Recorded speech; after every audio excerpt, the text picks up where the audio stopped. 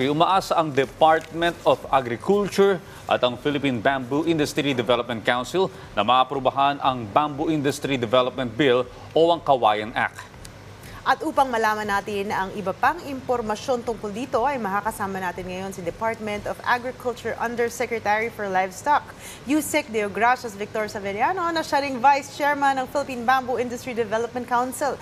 Kasama rin natin si Sir Rene Madarang, ang Executive Director ng Philippine Bamboo Industry Development Council. At kasama rin po natin si Dr. Florentino Tesoro, ang Chairman ng Bamboo Professionals Incorporated at immediate past President ng Philippine Bamboo Society of Advocates Incorporated. Magandang umaga po sa inyo. Welcome po dito sa Rise and Shine Pilipinas. Magandang umaga po sa inyo. Good morning po. Para po kay Yusek DV. Yusek, para po sa kaalaman ng lahat ng ating mga ka-RSP, ano po ba ang Kawayan Act at ano po ang nakapaloob dito?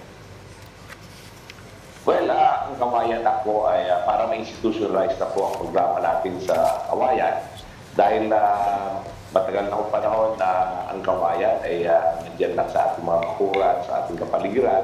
Pero importante po ang naitutulong niya sa ating lahat. Una-una ang ating mga magsaka, mga isda, ay ito po yung parang gabay nila, ito yung lagi nilang nagagamit. Hindi natin nakikita, malaki po ang potential nito for export.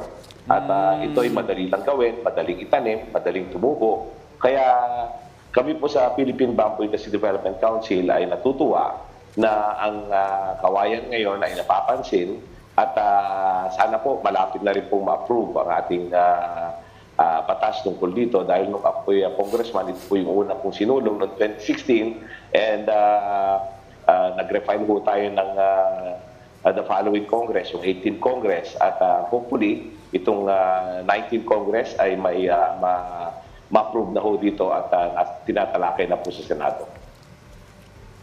Okay, para kay Sir Rene, kung maaprubahan po itong Kawayan Act, paano at gaano ito kalaking tulong para sa bamboo industry ng ating bansa? Magandang umaga po muna sa inyong lahat, sa ating mga kawayan, bambuangs, and passionistas sa buong Pilipinas at sa buong mundo po. Kapag ka po ang batas na ito ay naipasa sa Kongreso, at ang nire-refer po natin dito ay ang Senate Bill number 2513 at sa House Bill naman po ay ang House Bill 7105. Ito po ay sa Senate po ay pinangungunahan ito ni Senator Mark Villar at sa House naman ay ni si Congressman Joman Alba ng Bukidnon. Kapag po ito ay naipasa at ang dalawang bills na ito ay na-enact into a law, malaki po ang magiging tulong nito sa ating industriya, lalo na sa ating mga private sector. Nagigil na po kasi since and before the pandemic, marami na po ang mga plantations na initiated by our private sector and also the MSMEs ay marami na pong naibibigay na tulong ang ating pamahalaan, ngunit kulang pa. But with the passage of this law, ay mabibigyan na po tayo ng pondo at magkakaroon na po tayo ng maraming nurseries, establishment of nurseries para mapalaganap at mapropagate ng husto ang kawayan sa buong Pilipinas para magkaroon tayo ng sufficient supply ng raw materials for export po.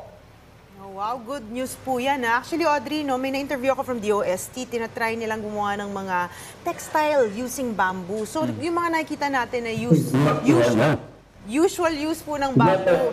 Opo. Yung mga usual use ng bamboo, di ba, hindi na lang siya sa pang mga gamit, hagdan, bahay, but also sa textile. Pananamit. Yes, pero for Director Flor, kamusta po ba ngayon so far ang status ng bamboo industry sa bansa? At gaano po kalaki ang potensyal meron ang kawayan industry? Magandang umaga sa inyo, sa mga nakikinig. Bago ko sagutin yun na counting background lang. nung marami pa tayong kakahuyan ay hindi binibigyan pansin ang kawayan dahil tayo ay naging exporter nga ng kahoy. Pero ngayon, tayo na ay nag-import ng kahoy. Alam ba ninyo kung magkano ang ating halaga ng importation natin sa kahoy at mga wood products? 40 billion a year. Nung nawala na ng kahoy ay tinignan na nila ang mga iba't ibang materyales at nakita ang attributes ng kawayan na pwedeng pampalit sa kahoy. Kaya dumami ang magkagustong gumamit ng kawayan, hindi na lang for kobo but in the high-end construction, pati na yung mga iba't ibang produkto, kagaya nga ng nabanggit ninyo for textile, ang Philippine Textile Research Institute gumagawa na ng damit sa kawayan. Ngayon, anong status ng ang industriya ng kawayan? Malaki ang problema ng industriya ng kawayan, although malaki rin ang oportunidad ng bamboo industry. So ngayon, kulang na kulang tayo ng raw materials. At marami nang nagtatanim pero kulang na kulang pa. Ang kailangan natin talaga, kung maaprubahan itong bamboo bill, ay magkakaroon tayo ng Integrated National Bamboo Industry Development Program na hindi lang DNR or DTI or Agriculture or DOST at buong industriya ng kawayan ay magkakaroon ng kanilang responsibilidad. So, ang bill na ito proposes to establish an integrated national bamboo industry development program. Alam ba niyo na sa foreign market, ang halaga ng bamboo products ay ngayon ay sinasabi nila nasa 70 billion US dollars. Ang China ang pinakamalaki, sumunod ang Thailand, ang Vietnam, tayo ay pang-lima. Pero pero napakaliit kasi out of 70 billion, mga 500 million lang ang atin. So, ang laki ng oportunidad para sa industriya ng kawayan.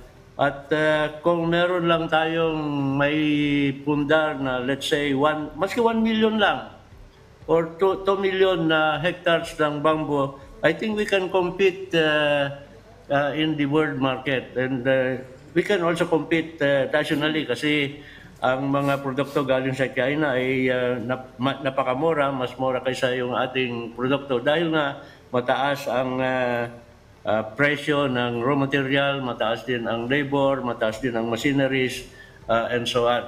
So, ang laki ng oportunidad na magkaroon tayo ng bamboo industry na it will bring siguro kung nasa 2 million hectares ang bamboo plantation natin at marami nang gumagamit yan kagaya ng industriya ng engineered bamboo for construction and also for export. Lampas pa sa 40 billion a year ang magiging income generated by the bamboo industry. And imagine also yung employment opportunities diyan at saka yung contribution to our national NGP, national gross product. So yun po ang in a capsule. Yun ang status ng ating industry. Yung industriya ng hindi nababanggit pero ang industriya ng kawayan ay nagsimula noong pinalabas ni former President Gloria Macapagal Arroyo yung Executive Order 879 which created the Philippine Bamboo Industry Development Council at may mga responsibilidad na binigay sa mga iba't ibang national agencies. Ang naging problema natin yan, noong una nabigyan ng budget na 100 million. Pero that was 1910. Hanggang ngayon, wala nang budget ang Philippine Bamboo Industry Development Council. Anong magagawa ng Industry Development Council kung wala nang budget? Alright. So, if this law is passed, if this bill is passed into law, magkakaroon na ng sariling budget ang council, and hopefully ang council ay magiging gabay sa pag-unlad ng industriya ng kawayan sa Pilipinas. Maraming salamat po. Okay. Well, napakalaki pala ng potensyal pagdating sa industriya ng bamboo, no? At Narinig ba ninyo ako? yeah, naririnig po namin kayo. Hello? Yes, sir.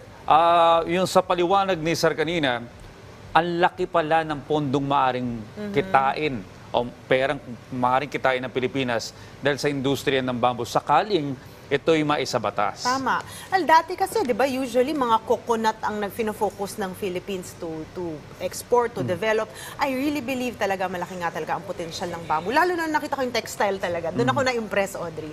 Well, muli ay nakasama natin sina Undersecretary Deo Gracias, Victor Savellano, Sir Rene Madarang at Dr. Florentino Tesoro. Maraming salamat po sa inyo and stay safe po. Maraming salamat po.